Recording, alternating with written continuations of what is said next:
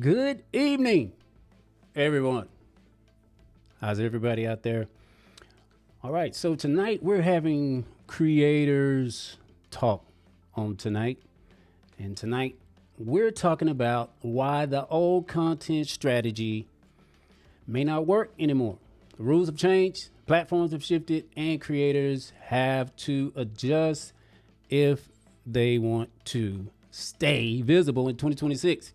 And that's the talk for tonight. And of course, I have some gurus that are going to help us talk about it on tonight. Yeah, first up, Mr. C.S. Lewis. Charleton, how are you, sir? What's going on, sir? It's good to be here as always. Yes, sir. Glad to have you in the building, my friend. Appreciate you being here. And we also have Mr. Jeremy Reece. What's going on? Appreciate you having me. Jay Reece, how are you, sir? All right. How about yourself? Doing good, sir. Appreciate you being here, too. All right. Well, listen. While you're here, may as well like this video, share this video. Also, don't forget to subscribe to the channel. But we're going to just jump right into this. All right, guys. So there's a lot of changes going on in the internet streets. A whole lot of changes. That's why we have y'all both here, because y'all are the gurus of the algorithm. So maybe y'all can help the people, help us all here on tonight to kind of figure out some algorithms. Not only that, but talk about some of your content strategies. You know, what's working, what will work. How can we do better as content creators when it comes to these algorithm changes and everything that's going on? And of course, why the old way may not work. So I don't know who wants to start first, but I don't know, Charleton, you look like you got something. You just look so eager right there. Your face, your face just looks like, man, I'm ready. I'm ready. Charleton look like I'm ready.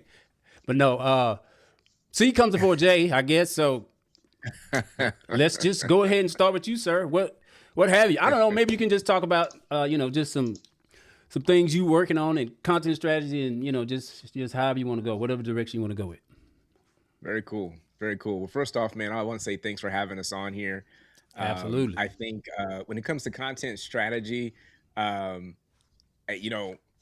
would probably offer one of the best things you can do is exactly what we're doing right here is get a community.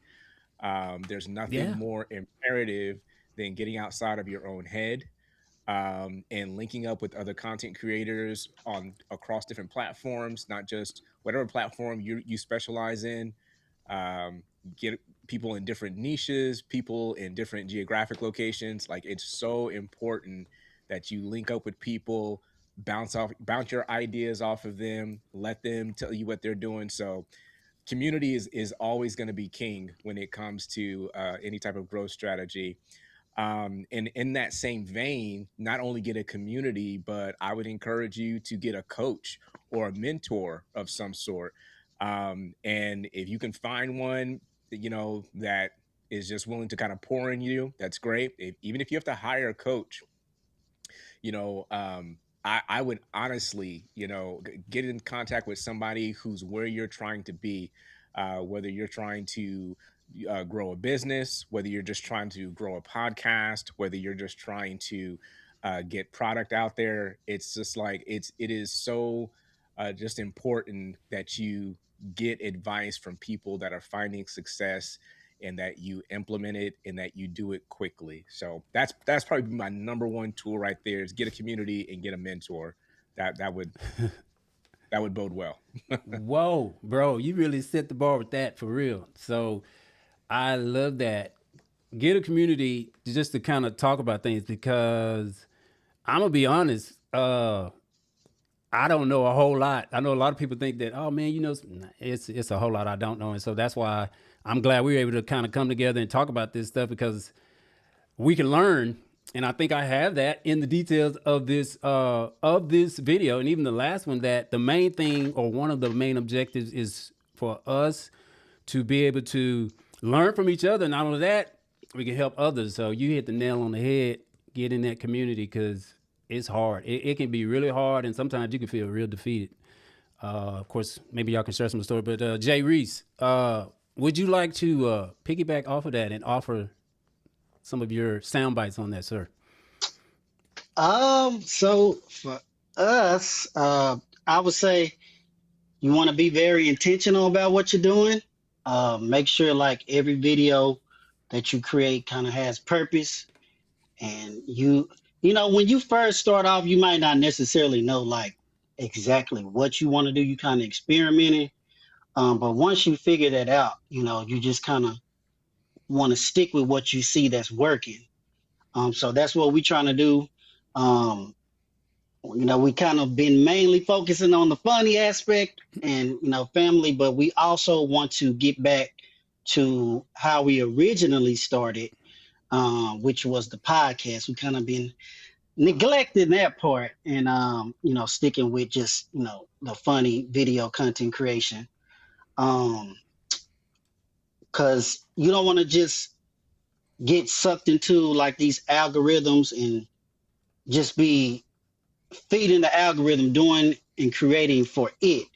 You want to just, you know, double down on what works. And for us, that's marriage comedy, conversation, stuff to make you laugh, and try to appeal to the audience that God has for you. Um, God has given everybody, you know, a certain audience to reach. And if you see that, you know, people that you would think would support you or whatever is not there, just continue to focus in on the community that you have at the moment, whether that's strangers or whatever, and, you know, continue to build up on that community. So that's what we're trying to do um, with our content creation, and just try to make the packaging get better. If you see where I started in the beginning, you'll definitely be able to see, wow, like he's come a long way with, you know, how he's creating his content. The more you do it, the easier it gets and the better it gets. Yeah, most absolutely. Yep, agree with that wholeheartedly. So let me ask this question. So in regards to community and just even starting content creation, what, how would y'all say? How would you say like someone should, like someone's trying to create content, but how would they go about getting that community? Like Charlton, you said get a mentor, get a coach. Um, what would you say to somebody that said, "Yeah, man, I would like a coach"? How would they go about? What would that process look like? Yeah, that's a really good question. The good news is that a lot of your big content creators out there, they have aspects of their platform where they do coaching calls, they do mentoring, and I think that you've touched on this, Brian, in some of your other podcasts. That you know you may see somebody that's larger than life. They may have either like a very thriving business, or they might have hundreds of thousands, even millions of followers online, and you may think that they are inaccessible, Mm. or if you try to reach out to them, that they'll just ghost you. You'd be surprised how very human these people are. So if you've got a favorite content creator out there, I would encourage you to just reach out to them. Go old school. It's kind of like, you know, the quote unquote pounding pavement, um, and see if they have a feature of their platform to where they do coaching calls. And other than that, you know, just I would specifically go on whatever platform you're trying to develop and search for people that offer that service. I don't know why I feel like as you become more well versed in content creation, your timelines will be fed these type of people. I feel like on every platform I'm on, whether it's Instagram, Facebook, YouTube, I feel like there are people that are being fed into my timeline, that uh, are either creators. All they do is assist other creators build their platforms. So if your budget says so and you can hire one of them, do it. You know, and if not, you know, there's always people in your immediate vicinity, whether it's at your church, whether it's at your, you know, your job, or just in your local neighborhood. There's always people around who are content creators. Reach out to them, and everybody likes to talk about what they're passionate about. I don't know anybody that does content Mm-hmm. creation that's not passionate. So I mean, you and the thing is, you can learn from anybody. So I mean, even if it's somebody that may not have quote unquote huge success, they probably still have great advice. Yes, sir. I agree with that wholeheartedly. And like you said, yeah, sometimes just reaching out to people, you'll be surprised that they love what they do, and some of them they will help you out, or they will give you some advice, even point you in the right direction. Sometimes I think fear, which we just talked about this with Lindsay Boyd. Sometimes fear holds us back, where we think that, like you said, Charlton, well, there's no way this person there's no way this person will, reach back out to me. But you just never know until you actually do. And so if you want to, try to get ahead or get to somewhere where somebody else is, sometimes you do just got to connect with the right people, and you just never know. Uh, they could help you out. Mr. Jeremy Reece, what say you, sir? So I'll, kind of speak to what I was talking about as far as community. The more you post, just like, when you're scrolling on social media, you're constantly getting fed stuff from the algorithm that the algorithm thinks you want to see. So the more and more you post, the algorithm is going to continue to try to put your content in front of people that like your type of content. So the more you that's why it's important to have a niche, because if you're looking to grow, a certain community who likes that type of content, stay consistent with that type of content, and it's going to continue to try to find that audience and to help you build that community of people who like to indulge with, your content. So I would say continue to post and stay consistent so that you can grow your community. So that's kind of what I'm doing with, Facebook right now. I'm honing in on our marriage page and trying to stay consistent there, and it's growing. So that's my thing right now. Stick with what's working, stay consistent, and that community will come. All right. Yeah. No. Totally agree. Yes. Staying consistent, and I guess we want to jump into some content strategy that maybe we can talk about what you're actually doing, like what your content strategy actually looks like. And I want to say to everyone that is watching, don't forget to like this video. Also, if you got questions, make sure you put them in the chat, or you could just say hello, put that in the chat as we go through this discussion. Of course, I know there probably won't be a lot, there probably, I'll say, will be a lot of things that we talk about, and maybe some things that we not talk about. So you feel free to share some of the things maybe that you're doing as well in the comment section. I want to say good evening to Mr. Micah Flemings. How are you, sir? Appreciate you being here. Micah, what's going on, sir? Yeah, man, I see Micah show up to everybody's live. Appreciate you, sir, being here. Appreciate you. All right, so let's talk about some content strategy. Like, what does that look like? Like, Jeremy, you stated that, you're trying to be more consistent. So tell us, maybe you can share, like, what does your content strategy look like? Like, maybe the platforms you are posting content on. I know y'all do a lot of shorts and reels, comedies and all that. So what's the process like? Like, how are you able to put out this content? Because it seems like every time I jump on, it's a new video by Jeremy and Devion. So how are y'all doing this, sir? So I'm gonna, stick with what works for us. So we'll do the bulk shooting. That's what works. Like, if we want to have new content while we have the time, because you never know what the next week is going to be like. You might think you have a plan, but plans change. So whenever you have time, shoot it in bulk.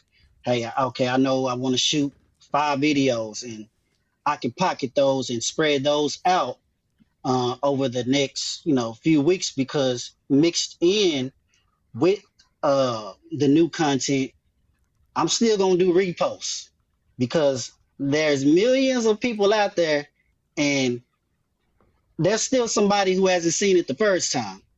And even people within your own following, it doesn't show your content to everybody. Some, one day they might not get on the platform, so they didn't see it.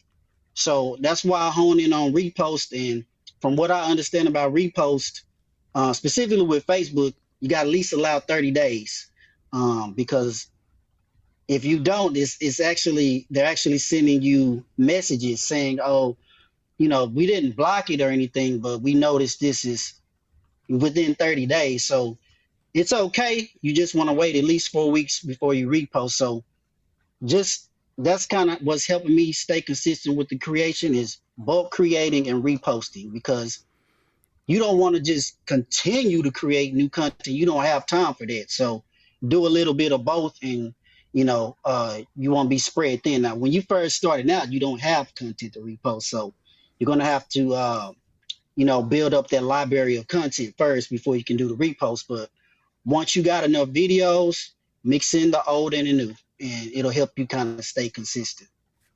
Okay, so that is great advice. So I got a question. So you say you do bulk recordings, maybe for some that don't know what that is. So, or batch, I guess you could say.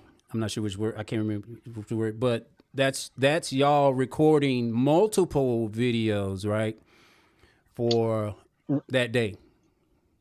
Right. So before you even get to that point, you kind of want to have built up a list of content that you actually want to create. That's the planning part.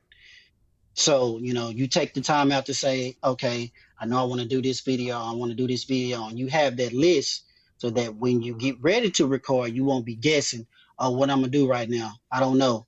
You already have your list. You create those videos that you put in your list, and that's what bulk recording is, just creating a lot of videos within a certain amount of time, maybe like 2 hours, so that you have a bunch of videos ready to go when you want to post. And once you actually have those videos and you actually edit them, and that's where the calendar part comes in. I can just put this video on the calendar to be scheduled to post, so that I'm not manually doing it because I might not have time to manually post it. All right. So y'all record multiple videos. So that means y'all have them wrote out, right? So you working on your scripts, and then y'all record it, and then you got to edit it, which is the time consuming booger. Correct. And I would say lean in on edits because they kind of made it easy for you. They have a way where you can be going through different videos, and they have it set up where you can bookmark that video and you can kind of add a note. There's like a note option. You can attach that note to the video, and you can say, hey, well, I like this video and I want to put this spin on it. That's planning right there. Like you watching other creators and it's actually giving you ideas, and you're taking down that information so that it can help you record your content. Okay. Great advice.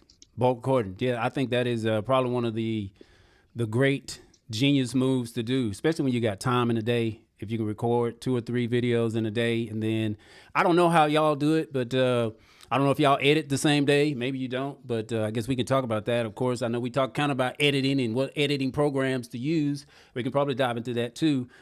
But I think that is some great advice to bulk record, especially if you got the time, because it's gonna save you time in the long run. And I'm gonna say this for me. Yeah. For me, like my bulk recording is different because I do a lot of shorts now. Right. Charleton can kind of speak on that. He does, the long form mainly. So, that's, I don't know. It could work because you can see the lesson plan ahead of time, but, he's only dropping a few videos a week for, the Sunday school lesson. So that may look different from him, but I'm mainly speaking from, creating short form content. Gotcha. Yes, sir. All right. Well, you mentioned Charleton. So Charleton, it's probably 4 videos that I'm seeing that gets pushed out of Just Teach Ministries, and you and Tamika kind of balancing it. So what does that look like for you guys? Like, how are you able to create this content, record it, edit it, write it out? I mean, what does that look like for you, sir? Yeah, so if I were to piggyback Jeremy's suggestion on the recording in bulk, on a platform like mine where we do long format content, what that might look like is me recording 2 or 3 lessons at once, ideally well ahead before the week that I intend to release them, and then using an AI platform like Opus Clips to chop up that long format content and create shorts. And then what you want to do is start releasing those shorts as advertisement for the upcoming long format video. That's in an ideal situation. So I agree with Jeremy. It's easier, a lot easier to record in bulk. I think the most I've ever done, because my my long format videos can be like 45 minutes. So I think the longest I've ever done, most I've ever done is like maybe 2 videos. I don't think I've ever recorded 3 lessons at once. It's pretty taxing. But every content creator will tell you to do that, to record in bulk. If I could pivot just for a second, because there is something I wanted to throw out there to somebody. When you talk about content creative strategy, I would encourage you to take the time to identify what's your goal with creating content, because understand everybody's not necessarily trying to quote unquote grow. Some people are just chasing a passion. You know, some people are just talking about a topic that they're passionate about, or somebody just likes creating pictures and videos, and they like the art of videography. And understand, if this is just your passion, you know, some of this conversation that we're having may not land with you. But the moment you say like, oh, I have a business and I'm trying to grow a business, or I have product and I'm trying to push product, or I'm trying to do ministry, I'm trying to reach people, you know, or and there's nothing wrong. We all know it's not taboo. These platforms do pay money to successful content creators. And if you're like, hey, I'm just trying to generate extra money to help my family, the moment strategy is introduced to your content creation, you really need to shift your mindset to be strategic. And one of the greatest strategies that I can offer anybody is to do competitor analysis. You know, the reality is that all of these platforms, all of these algorithms, they reward trends. And you have to see what the top contributors are producing and see how you can produce something that is your quote unquote spin on what's trending. You know, the only people out there that can post content that's not trending and it still get traffic are famous people. If you're not a celebrity, if you're not a professional athlete, if you're not an actor or actress, you can post content all day and it could be fire, it could be great content, but nobody knows who you are. So it's not gonna catch, you know, any trends. So you really do have to quote unquote play the game, especially in the beginning. Find out what people what some of the big content creators are creating. And please understand, some of these big platforms, they have whole teams dedicated to this. You know, they have people that they've hired on staff, 2 and 3 people teams that sit all day and scour, you know, platforms to see what are other people creating. So if you have somebody big like that Hermosi guy, I can't remember his name right now, if he puts out a video, then you go across and you look at somebody like this guy his name is like Ali Asib or something like that. He's out of the UK. They'll end up posting videos that are the exact same title almost, because one person looked at the other person's platform and said, oh, he's creating this. Let me create something that is my spin on it. That's not copying. That's not plagiarism. That's strategy. Now, the way that you can, you know, feel like you're not just copying people is just look at the title. Look at the thumbnail. You don't even have to watch the video, because if you watch the video, you might be tempted to say what they're saying. You know, I know plenty of people that do Sunday school lessons online. I don't listen to any of their videos until after I've already recorded my own, and then I go back and listen to theirs, and I support them, and I like their videos. I comment on them. You know, I like to see what other people are doing. But you know, it's really important that you know, if you are a content creator and you do product reviews for electronics, Marquez Brownlee, great platform, has almost like 20 million followers. If he you just reviewed the new iPhone 18 that's coming out, do a review on iPhone 18. If he just did a review on some type of, new camera that came out, do a review on the same camera, and catch the wave. So when you talk about being success, I mean, you can't reinvent the wheel. You definitely have to do competitor analysis. That would be my best advice to you, so that you can get some traction. Oh, follow the trends. I like that. Yeah. I like that. And like you said, I'm gonna piggyback on him real Go quick. ahead. He said so. That's one thing that like so I watch a lot of, like he said earlier about getting mentors or coaches. So I don't necessarily have a mentor or coach, but I follow certain people and their channels where they talk about, they're basically online coaches for free. They have paid services where you can get extra and they can individually coach you, but they also dropping nuggets and giving it free to everybody. So that's one of the things they'll tell you out there is find you about 10 large creators within your niche, and maybe find a few smaller creators, but right now, their content, is blowing up basically. So you want to follow them, and like he said, you want to see what are they posting.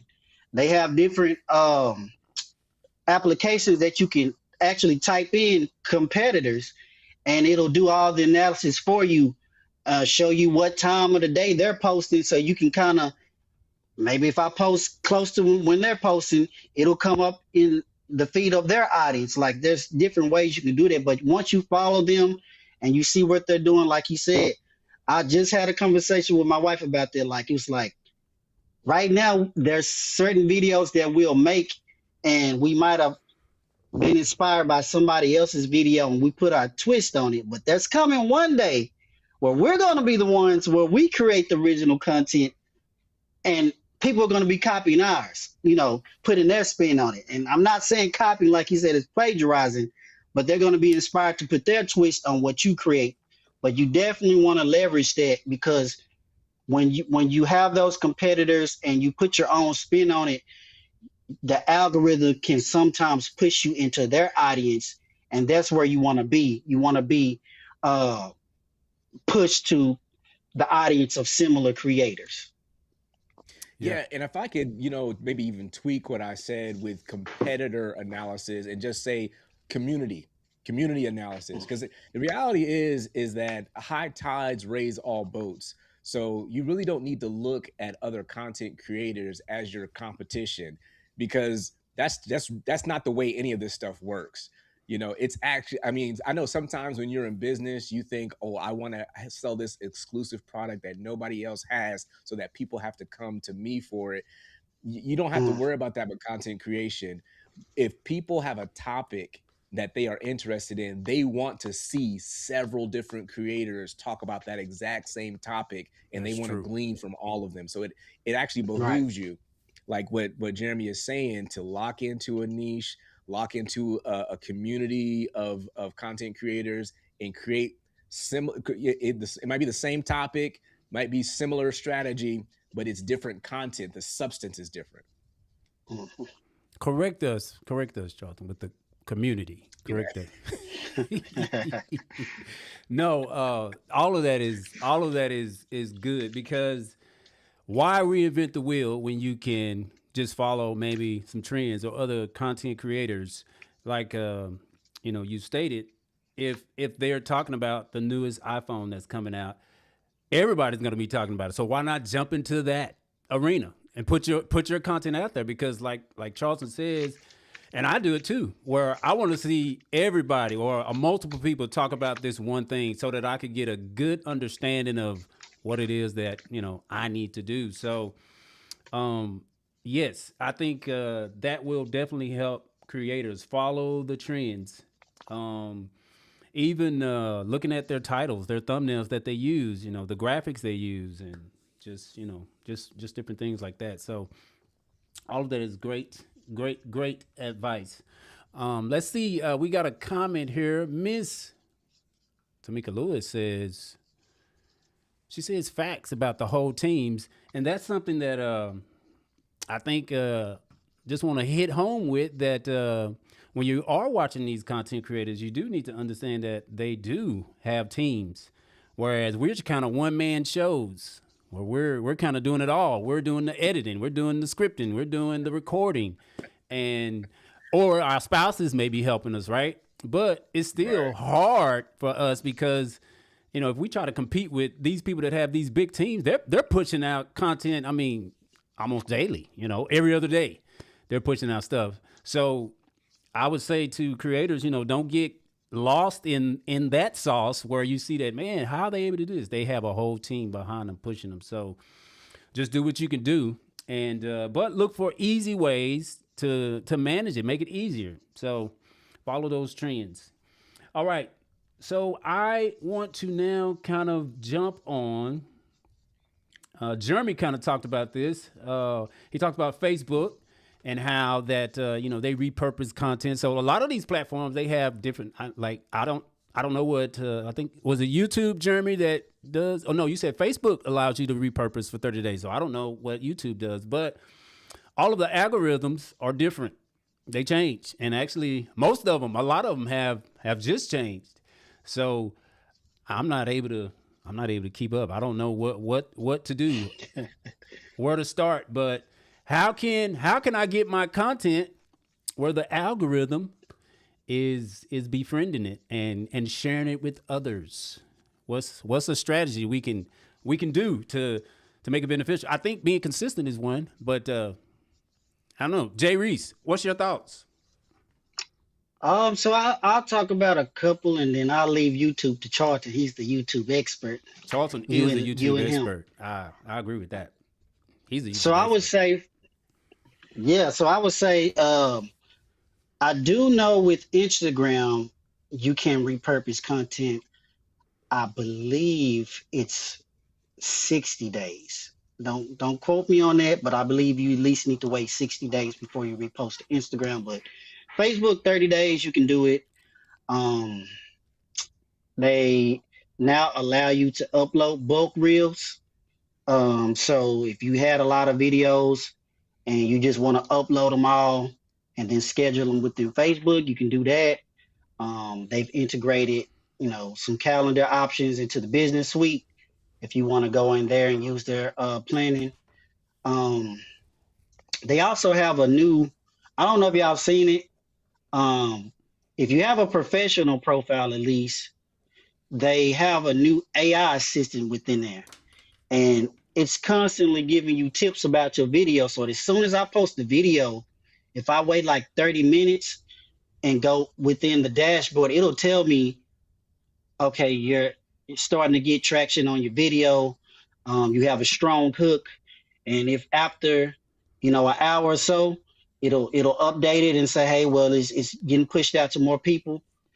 So they have an AI assistant that you can leverage to help grow your content. It'll also tell you if your hook is not good, because it'll tell you, like, people swiped away in the first 3 seconds. So you may want to change your hook, but it'll tell you what's working and what's not working and try to get you to double down. And you can actually have a conversation with it. You can say, hey, what time of day is best for me to post? It'll analyze maybe like within a time frame, like maybe the last 7 days or whatever, or maybe the last few videos. It'll say, based on the videos you recently posted, between this time you had the most engagement. So you may want to post here. Like, you can ask it whatever, and they built that and integrated that AI into the platform where it can help you grow. So I would say leverage that, and also the same goes for Instagram with the AI. That's on Facebook. They have the AI feature. Where is this feature at? Yeah, so if you go within the dashboard, so you have to have a professional profile or a page. Oh, okay. And once you unlock that within the dashboard, you'll see that option when you hit the dashboard button. Okay. I didn't know that. And that's not because you got almost 10,000 followers, is it? That they show you about your hook is strong, and or it's not doing that well? So I'm not sure because my profile is already set up like that. Um, but once you get to a certain number of followers, it's different for everybody. Mm-hmm. So I know Charlton mentioned, when we spoke recently, like his is opened up, and he didn't have to have 10,000 followers. Like it varies based on your page when you can unlock certain features. So I would say at minimum, you want to at least have those two, and then like a professional profile or page. And then at some point, if you don't have it after you do that, it'll be unlocked. They give you certain goals when you first try to start growing your page. They'll ask you, what do you want? Do you want to build a community? Do you want to make money? Um, do you want to get views? Whatever it is, you can pick one of those options, and they'll give you different tasks throughout the week. They may say, post 5 reels this week, respond to 10 comments, post this many stories, whatever it may be. And if you accomplish those goals, then it'll say, okay, you're serious about this. We're going to give you new goals. It's going to be even higher. It's going to keep getting higher. And as you continue to hit those goals, you'll unlock different monetization categories, and also different features within that dashboard or tools to help you continue to grow. Yeah, good stuff. Yeah, I'm wondering though if that's because y'all on such a high level, if you're getting all those great features. But I don't know. But okay, I'm gonna let Charlton speak his piece, and then I wanna talk about like titles and stuff with the videos. But go ahead, Charlton. You wanna piggyback off of that or? Yeah, no. I would say with YouTube, probably one of the biggest changes in the algorithm is that the algorithm is less creator centric and more interest driven now. That's probably the biggest change that I see. So what I mean by that is that in times past, if you had a large platform that had, like, let's say 1 million followers, you were pretty much guaranteed to have your content pushed out to a certain number of people because you had so many subscribers. And that's why you would always hear content creators say subscribe to the channel, right? Because they push it out to your subscribers first, and then they push it out to the mass markets depending on how a video does within your group initially, within your subscriber group. It's not like that anymore. It doesn't really matter how many subscribers you have now. You can have a very small amount of subscribers, as long as people are looking and searching for the topic that you created a video about. It will be pushed out to people well beyond your subscriber account. And that's why you can look at a lot of large content creators who in times past were having, like, tens of thousands, hundreds of thousands of views. Now they're barely breaking 10,000. You hear a lot of people talk about even Mr. Beast, how Mr. Beast, his videos have taken a huge hit, and he doesn't really get as many. I mean, he's still killing the game. You know what I'm saying? He's Mr. Beast. Yeah. But I know plenty of content creators that have, like, 400,000 and 500,000 followers, and they'll post a video and it'll get like 2,000 views, which was unheard of in times past. And then you might have a content creator that has like 1,000 subscribers, and they'll push out a video and it'll get like 40 or 50,000 views. Why? Well, because of the interest. And what YouTube is trying to do is they're trying to give smaller channels an opportunity to reach large audiences. YouTube has always been a platform that has tried to give the smaller content creators, the real authentic people, an opportunity to push out, whatever it is that they're trying to push out. And I think that that's a huge benefit. And I think that that should encourage, if you're the type of person that either you don't have a channel and you've been thinking about starting a channel, or maybe you have a smaller channel and you feel like you haven't had as much traction in times past. Now is an opportunity for you to get some traction that you've never had before. And if you're on the sidelines and you haven't created a channel, now is the time to create that channel, because it really doesn't matter how many subscribers you have. I tell people now, just get to whatever you need to get monetized, and after that, it don't even matter. You don't even gotta tell people subscribe to my channel anymore, because it doesn't matter if they subscribe or not. They're still gonna push out your content. So that should really be exciting and encouraging to people. Yeah. And see, for me, I think YouTube for me is probably the easier platform to try to win on. That's just for me, but yeah, I struggle with the others. But yeah, I think YouTube is really for me. Like I stated, I think they are making it more easier for smaller platforms. Like if you only got 10, it doesn't matter. It seems that they are trying to move that way with the other platforms. It seems like it's more hard. I guess that's where Jeremy is more of an expert with the others, um, but yeah, I would agree that YouTube is probably the easier platform for me. But yeah, I we'll. would say like Facebook and Instagram, they're more engagement based at the moment. So what I mean by that is the share rate is important. Like how many people watched their content and they shared it with somebody. They shared it to their story, they shared it to the page, they shared it in the DM. Like Instagram is really big on that. Like if you go into, so they have kind of a dashboard like Facebook where now it'll tell you everything. It'll tell you, it'll list them. So the list that they have is in most importance. So the most important right now, skip rate. How many Mm, people saw your video and they skipped in the first 3 seconds? That's going to signal stop showing this content to other people because they're swiping on it. hmm, Then if you get past the first 3 seconds, that means you got a pretty decent hook. So your skip rate is good. They're going to go to the share rate. How many people shared it?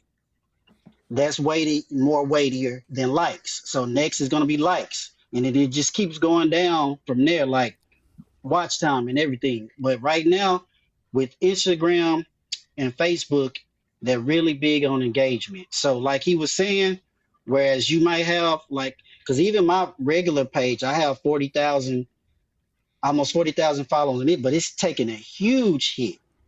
hmm. The engagement rate is going down. And the other page I'm growing, the engagement rate is up. So I don't have as many followers, but because people are engaging, that's what's pushing it out. So those two platforms right now are heavily focused on that. So if you don't have a lot of followers, but you got a good, engagement rate, then you can quickly grow as long as you keep that when it comes to Instagram and Facebook. Mm. Nice, nice, nice. All right. You talked about hooks. I want to talk about hooks, titles, and hashtags here in just a moment. But if you're getting some value out of this video, don't forget to like it. Also, if you're not a subscribe to the channel. We're doing creator talks tonight. I got some gurus on here, and we're just trying to dive into some creator content. So, titles and hooks. So here's one of my, I guess, pet peeves. I don't like typing out the titles, especially like when it comes to shorts. Like Jeremy, you talked about that you can do batch uploads. Like, is there a quicker way to type out the titles? Does it even matter what I put on the title? I know it does with YouTube because I know with YouTube and the thumbnail and the title, they need to really reference one another. But titles, I just hate typing them out because it's like, what am I supposed to say on this short? What am I supposed to say on this reel? So, is there an easy way to do it? And what about the hooks? How can I, like you said, the skip rate? How can I keep the people from sliding, from scrolling? How can I do it? So I would say right now with Facebook and Instagram, TikTok, and YouTube, from what I understand, has this too. That's why there's different um, applications. I think Brian, you did a recent interview with someone where he mentioned like it's some kind of website you can go to and it kind of help you with SEO. So Facebook and Instagram, they're highly into SEO now, which is search engine optimization. They don't really care about the hashtags like they used to anymore. And within Facebook, it told me your videos get more views without hashtags. So I stopped using them. So they're Hmm. leaning more on search engine optimization, meaning what are your keywords that you're putting in those captions? Um, that's going to cause it to be pushed out to somebody else. So they're leaning into that. When it comes to the titles, if you know, kind of search or have your list of other creators, like you can kind of look at that title. Okay, what do they have on their title? Okay, I have this video about this. Let me go into the search bar and just start typing in, you know, what I might think would be similar to my video and which videos have, you know, the highest amount of views or engagement. And you want to build your titles based around that, because if this certain amount of people watch this video with this title and you're kind of leaning in and keeping those keywords in your caption, then it could show your videos to that same audience. So that's kind of how, you know, I lean into that, more of search engine optimization to create titles. And as far as hooks, that's just basically like your first 3 seconds. The attention span of people is short now. So YouTube is different. YouTube leans in on the long form content. So people's attention span is a little bit more, like, it's better on YouTube. But when it comes to Instagram and Facebook, their attention span is short. So you have to hook them in the first 3 seconds. What can I do right off the bat that's going to say, I need to continue to watch this video or not swipe? So if you're trying to build them up, like, which is what I used to do in the past, and it would work, that doesn't work anymore. I used to kind of start low and, you know, kind of build them up to the end. You almost got to come in with the punchline and find a way after you do that to keep them watching the rest of the video. That's where the hook comes in. Okay. So hashtags are dead. Hashtags are dead. Even Adam Mosseri on Instagram basically said, like, they don't significantly increase your reach at all. So it's about the keywords. You got to make sure you're using keywords. Keywords. Do I need a book? Because I see, you know, some people, they have a big long paragraph in their Instagram post, and it's like, I don't even read all that. I just try to look for the main stuff in there. But I see some people post. It's a lot of information in there. So does that help it to have more words in that Instagram post? Or I don't think it necessarily helps to have more. It's just making sure you have the right ones. So if you have the right ones and it's more, then great. But if you have the most important ones in a shorter caption, then that's what is going to help you. It's not necessarily the length. Gotcha. Okay.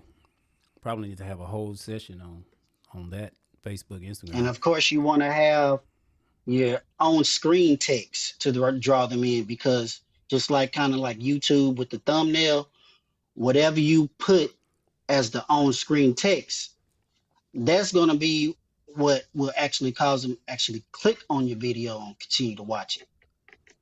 So your thumbnail should have a keyword in it. Is that what you're saying? It should have maybe like a phrase. So like for me, mine may be something dealing with POV. Something in that on screen text is going to be like, let me watch this video and see what it's about. Mm-hmm. Like if you have nothing, then what makes them want to even watch the video? Like they don't know what it's about. It didn't draw them in, but it starts with the on-screen text for Instagram and Facebook. And then from there, that's where your hook in the first 3 seconds comes in. All right. School us, sir. All right. Well, Charleton, what do you say about the hooks and the titles? Yeah, honestly, I wouldn't say that much has changed on the YouTube side of the house. I feel like your title, your thumbnail, and your hook are still king, and they're very critical to the success of your content. One thing I can say about YouTube, maybe versus some of the other platforms, is you have the flexibility to change out your thumbnail and your title.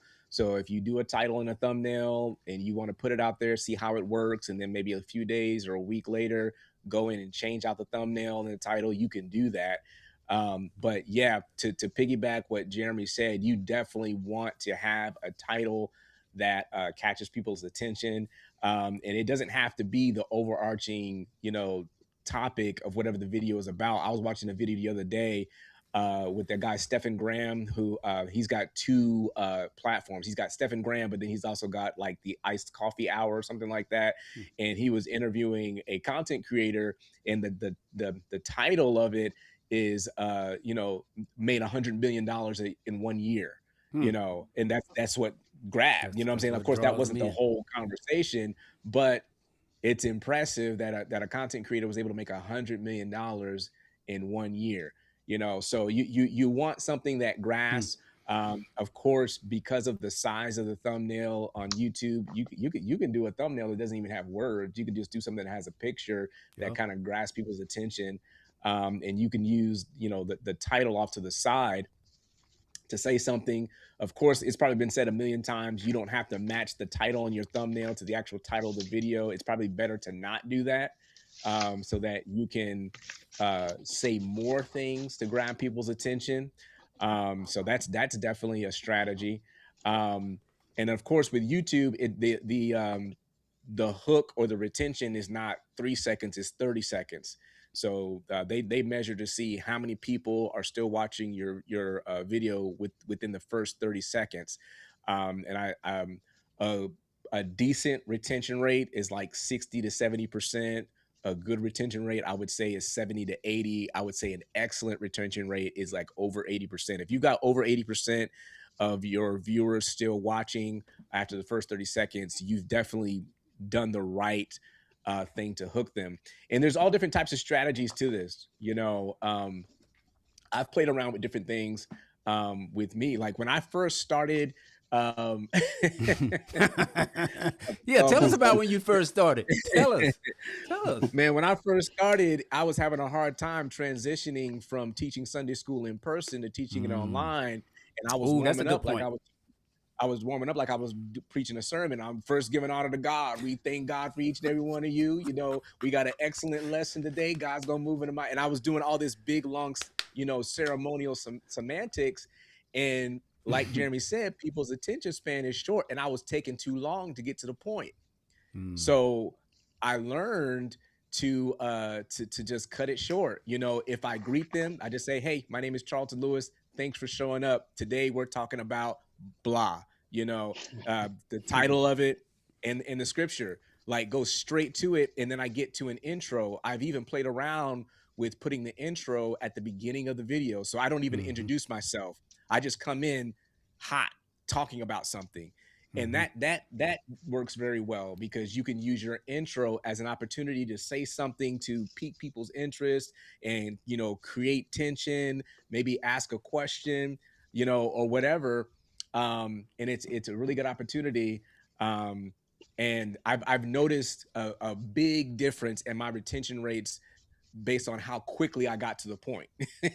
So, you know, you don't have time to play around. So I think what's also interesting is that when it comes, especially when you start doing longer form content that's, you know, 5, 10, 15, 20 minutes long, is you have to have interval hooks throughout the content. It's not just that one hook in the beginning. What a hook does, it earns you the right to continue to engage that person. So you give them a hook, and then you give him whatever the substance is connected to that hook for about 2, 3 minutes, 5 minutes, and then you got to give him another hook. You got to earn another 5 minutes out of him, then give him another hook. You know, so that's something that you got to think about in your scripting process, is have multiple hooks throughout the content. This is a topic we could talk about all day long, you know, honestly, because multiple hooks, goodness, you know, because YouTube has YouTube Studio. Yes. And similar to what Jeremy was talking about, it'll tell you exactly, you know, the demographic, you know, as far as the age, the gender, and the geographic regions of people that are watching your content. It'll tell you what time of day, what days of the week that they're watching your content. And again, that's on across your whole channel or on individual pieces of, you know, content. You'll know exactly what is resonating with people, and it'll give you great feedback as to what you're doing well and maybe some opportunities that you have to improve. And I really like it because It's objective. YouTube doesn't have an opinion. YouTube Studio, it doesn't like you, it doesn't hate you. It's just giving you the facts. And some people, you might think, oh, I'm a great communicator, like I can really go, you know what I'm saying? And then you look at the metrics, and it's like, wow, I'm really missing the mark. So it's great feedback to show you how to be more engaging as a communicator, as a content creator. So yeah, multiple hooks. Multiple hooks. That would be my nugget to give you. I haven't heard the multiple hooks strategy, but that's good to know. So you got in your videos, because Charleton, your videos are, like you stated, 45, 50 minutes. So do you strategically plan out your hooks? I mean, is it in your really? Yeah. So how do you come up with those hooks? Is it you just say, okay, right here, is it just I guess it's based off the lesson maybe, or how do you? Right. Obviously. Yeah. So my hooks are always relating Bible to the modern believer, because it's easier to just talk about a passage of scripture and just give the details of the text, or start teaching, the definitions of words, and it can just sound like a lecture. But the reality is people don't remember what you say; they remember how you made them feel. So the way that I do it is I create sections to where I explain the problem, I explain the text, and then I inspire. So it's the problem, the text, and then inspiration. If I haven't done those three things in a certain section, I've failed. So, and I always end with the inspiration. So you can go back and watch my videos. I'll always say, so for the modern believer, what this means for you, and that's the inspiration, and that's the hook. And once I do that, I'll move to the next section, because now I've said something that they're like, oh yeah, that's good. That's for me. And now I've earned the right to keep talking to them. And again, if you've got a however long video, 50-minute video, if you're getting retention around 45, 50, 55% of the entire content, you're doing a phenomenal job. You know what I'm saying? That's I want to encourage somebody with that. Like, you're never going to get 100% retention. So that ought to tell you something. If you're up there preaching a sermon for 45 minutes, people aren't listening to everything you're saying. At best, they're getting 40 to 45%, but most people are not getting 40, 45, 55%. Most people are getting maybe 10%, maybe 15%, because it is hard to keep people's attentions these days. You really have to be doing something. But I would encourage, I'm going to say this real quick, and I'm going to stop because I feel myself rambling. Come on, I would say to any content creator, focus on retention and watch hours more than views. That hasn't been said. The platforms want to hold people on the platform. That's what they want. Yeah. They want people to click on a content, stay on it, and either watch the entire video or move to another piece of content on that same platform. And the better you're able to retain, I really wish I could be as transparent as I want to, but I'm not trying to be but because I've heard people talk about their channel. Like, I listened to a guy. Okay, I'll put it like this. I was watching a guy's video just yesterday, and he had a video that got 120,000 views. One video got 120,000 views, and he said how much that video made. Okay, my channel gets about 100,000 views a month, not just one video, the whole channel. And my channel makes 5 times what that guy said off his one video. So the reason why, I'm pointing out that guy made a 10-minute video and his retention is probably 3 minutes. But I'm putting out 50-minute videos that are getting 30 minutes worth of retention. You see what I'm saying? So I have much less overall views, but I have really high retention. And if, again, when we talk about strategy, if you're trying to be strategic, you need to focus on what this platform is looking at. You know what I'm saying? And I know it's a great way to pop your collar and be like, oh, I got 100,000 views. That's great. But if people are only watching 10 seconds, 30 seconds, 1 minute of your video, you're really not doing anything. That's a good point. You see what I'm saying? So retention, multiple hooks, retention, it's the name of the game. Whoa.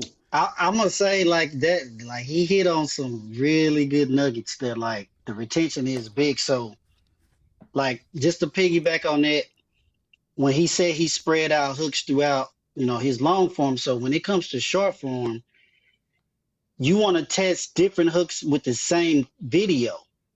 So let's say you could create 2 or 3 versions of the same video with different hooks, and you can post those different versions. Maybe you post one hook the first time, it flops. Okay, with the hook on that. Maybe the video itself is not bad, it's just a hook. So my second version has a different hook. It flops. But that third one, it had a different hook, and now it's working. Even within YouTube, they have what's called trial reels. So you can test different videos within trial reels where they'll show it to all non-followers first, see how it resonates with them, and then you can share it with your audience or your current followers. So have different versions of the same video with different hooks. And I've done that to where when I'm editing my video, I might have 2 or 3 versions, and I put them in a separate folder. So I know the first time I posted this one, the second time I'm gonna post this one. And there's times I posted it flopped, but the second or third time it took off. So you just never know. And even within, let's say you only have one hook, you might post that same video the first time and it flops, but the second time, like I'll give an example. I had one video where the first time I posted it, it got like 7,000 views. I waited a while, same video. That one I didn't create multiple hooks. I just had one hook. The second time I posted it, it got 1 million. Another video I posted it the first time, I think I want to say I got like maybe 40,000 or something like that.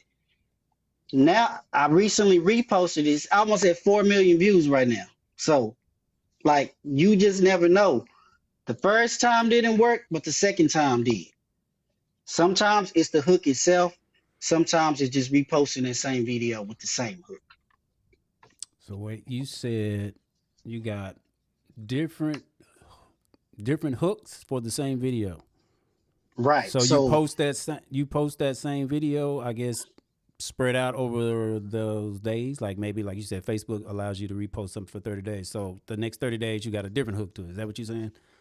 Right. So let's say so when we record videos, since we do, skits and funny content, we shooting multiple takes of the same video, and we're picking which version of or which take was better in our minds. So in our minds, we might think this take is better, and then we put it out there and we're like, I thought this was the one, but I do have this other version.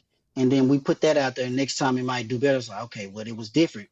Because, sometimes we improv. We don't always go off a script.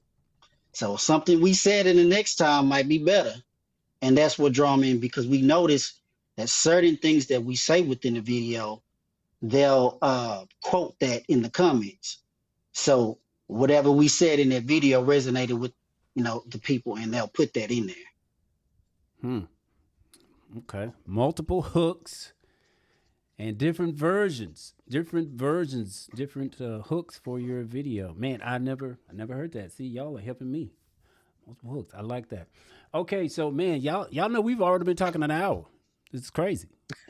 I don't even think we even touched half the stuff that we're supposed to talk about.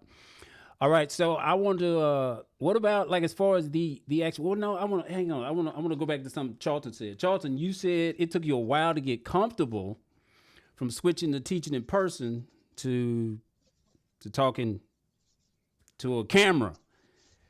Any advice for somebody trying to talk to the camera? How did you get comfortable with that? Yeah,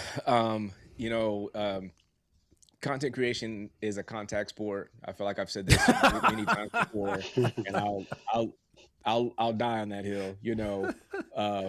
volume is key. Anybody who advises you to start a channel, they'll tell you in the beginning, just go for volume. Get to 100 videos as quick as you can, because by the time you get to 100 videos, you'll know your style. You'll be comfortable in front of the camera. You will have a process, down to where it doesn't take you as long to, do the front end production, do the recording, do the back end production. Like by the time you get to 100 videos, you'll be in a really good place. So that is my best advice. And again, YouTube is in a place where authenticity is having its day. You don't really have a lot of, really big content creators would tell you some of their less polished videos have the most success. And so even if you aren't the greatest editor in the world, and even if you don't have all the bells and whistles, just press record. Say what you got to say, upload it, and move on. Go to the next piece of content. Go, keep going. And as you go, as you go, you will be healed. You'll get more comfortable. Because the reality Come on with is, the words, sir.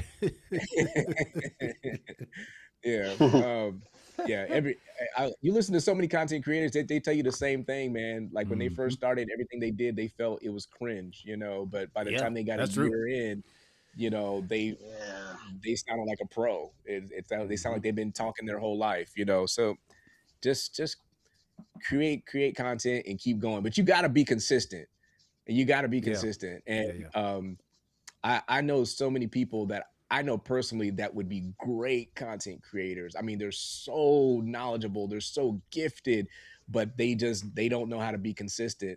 They'll upload content for like 2 weeks and then life will get real, and they'll stop, and they think that like, oh well, maybe it just wasn't for me. No, it's for you.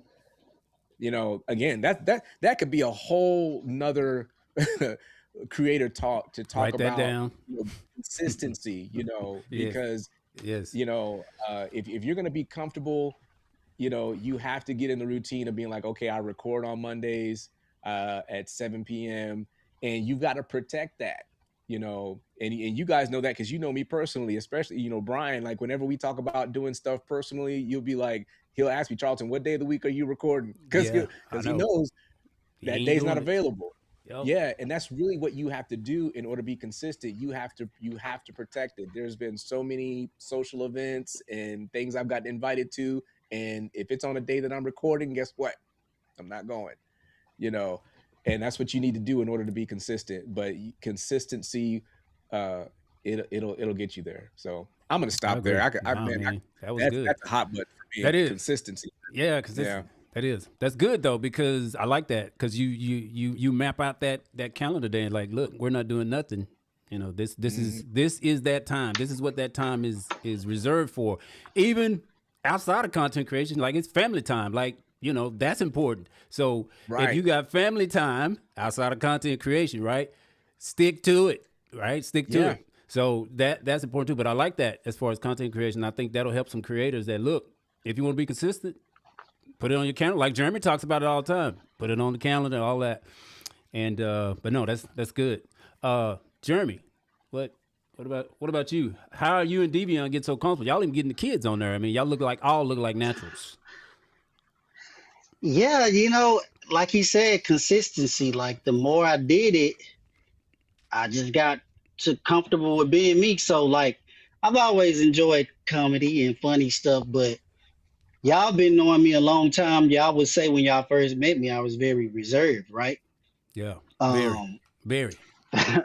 And so I just got to the point where like I kept recording. I'm like, okay, this is just me. This is how I am at the house. I just don't show nobody this stuff. So if I continue to do it, I continue to do it. It gets easier. It gets better. And now like we just able to, like, a lot of stuff improv. We might have the idea and the concept, but we do a lot of improvisation over here because it's what's easy. And like Devion said, it's more original when you do it like that versus you sound like a robot sometimes with a script, with what we do. Now, some people's content you need to stick to the script, but sometimes we do a lot of improv, and the more and more we've done it, the easier it's gotten for us to just do it like that. That's good, man. Good stuff. Because I think that's a problem for a lot of people trying to get comfortable. And I think like you stated, like Charles stated, the more you do it, of course, all your first videos you do, I agree, they're gonna be cringe, not gonna be good at all. So the more you do it, the easier it becomes. Okay, so I don't want to keep you gentlemen here too long, but you can definitely talk about something else that you want to talk about, or that maybe we missed, but I want to talk about maybe what a strategy looks like. Like, what type of content does a creator need to be putting out there? Like, do I need to be doing live streams? Do I need to do shorts? Do I need what my long form? What does it look like? What does that package look like? Or what would you suggest maybe for some creators out there that, they can do to, kind of help that channel start getting through the algorithm seas? Yeah, that's honestly that's a personal question. I would definitely say that you don't have to do all of it.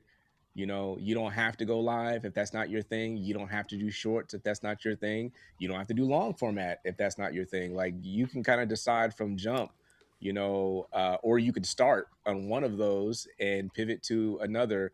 I've seen channels across the board that do any one of those and have great success. I see channels that are just all shorts and they Yep. have good success. I see channels that are just long format content. They don't do any shorts. They don't go live.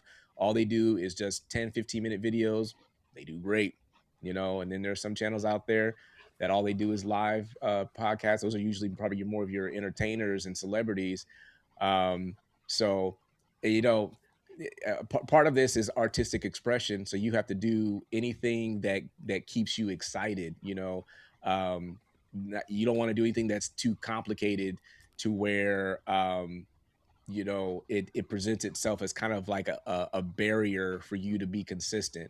The process needs to be reasonably easy enough to where you can do it on a regular basis and just rinse and repeat. So I would say do whatever strategy you can be consistent at. There you go. Whatever you can be consistent at. Yeah, totally agree. Mr. Reece, what do you say to that? I would say the same thing. Like, whatever works for you, works for you. So we originally started out with the long form content, and then we pivoted to the short form content because that's what we were able to do with our schedule and flexibility. Like you said, shooting long form, it's a little bit longer. Then you can go right in and shoot a couple of shorts. I would say that people who do long form, they already have short form using applications like Charleton mentions, like Opus Clip. It'll clip that up for you, and you got short form content. But yeah, when it comes to people who only do short form, it is kind of an adjustment when you switch to the long form. And actually, to be honest, a lot of these platforms are moving towards long form content. Right now, I have a suggestion within my dashboard. Is telling me we'll reward you if you make 90 seconds reels. So I'm like, that's going away from what y'all used to say, which was 30 seconds. So they're starting to lean in towards that long form. And I've even heard about certain testers or beta testers in Instagram where they've been able to watch it on TV, which is crazy. So I would say do what works for you. But yeah, like you said, that's going to be personal. Yeah. Yeah, I would agree because everybody's platform is different and they serve different audiences. So it just depends on what type of content you're creating and who you serve, which I would totally agree with that. Most definitely. All right. Is there anything else that I know like I said, I know we didn't even touch the surface on a whole lot of stuff, but is there anything that we need to touch on that maybe we missed? No, I think we did a pretty good job covering it. I think if there's anything that we just touched the surface on, we can kind of table it for next time and sure. and continue to develop it. I think we gave a lot of really good nuggets. I learned I a agree. lot from both of you guys. Yeah, this has I been don't know. I great. learned a lot too about the multiple hooks. That is like that's like, okay, yes, I got to do some multiple hooks, but no. Yeah, Jeremy, what do you any final thoughts? No. I don't think we missed anything. I mean, for what we can squeeze in this time frame, there's more, but Correct. that's gonna be for the next episode. Correct. But I would say, let this be encouragement to other people. Like, just remain consistent. Like Charlton said, consistency is key. That's gonna be different for everybody. People like me, I have a full-time job, and lately I've been having to work overtime. So my consistency may be different from someone else who has more free time. I know there are certain YouTubers out there, they post once a month and they still do good, which is crazy. There's other people that post maybe 2 or 3 times a week. But consistency is going to be different for everybody. But the key thing is to stay consistent with something. Yeah. You don't want to go extended long periods of time without posting, because you're no longer it's gonna be harder for you to do it. You're not gonna feel like motivated to do it anymore. It's gonna take more of a press and a push to record that content. So I would say just continue to show up, and after a while, you'll be rewarded for it. Yep, for sure. Facts. I agree with that. Consistency. Yeah, maybe. Yeah, I like talking. Like y'all was saying, that is definitely a hot button and a hot topic. So maybe I've on noticed our you've been next consistent lately, Brian. I'm trying. I'm really trying. Yes, sir.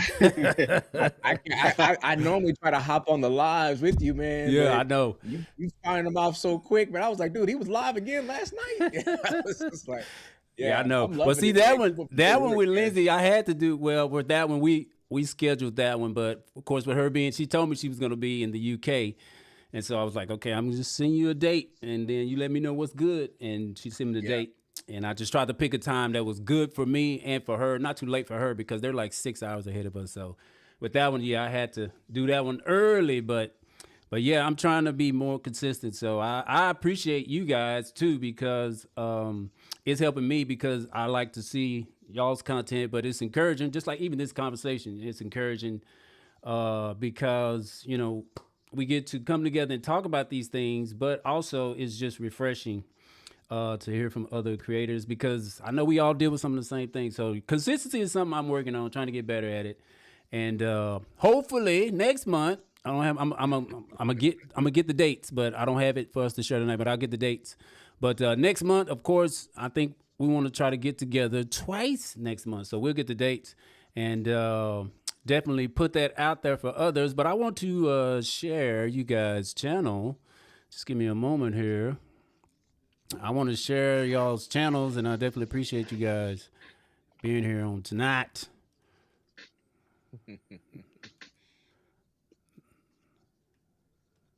Go to preview mode. Brian's a tech guru, man. Man, listen, Yeah, he's a pro. listen, Man, I I'm need just. to figure out these platforms, man. We need to talk about that editing too. That's Oh yeah, for sure. that's a big one too. Editing. Let's see. Where is? I'm trying to share my screen here. Hang on. Camera B. Here we go. I wouldn't even know where to begin with the live. So you wouldn't know where to begin. No.